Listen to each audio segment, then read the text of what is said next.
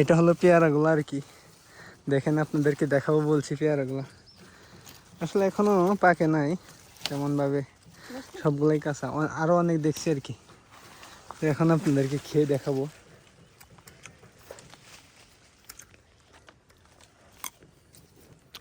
হালকা হালকা টক রয়েছে আর কি, এখন মিষ্টি মানে পাকলে সাদা হয় এগুলা।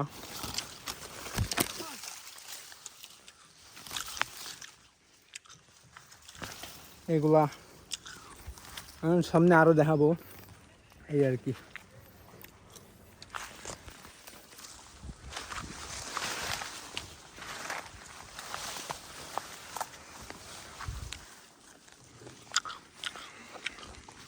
এতগুলো জায়গার মধ্যে এই আম গাছটা সেরা লাগতেছে।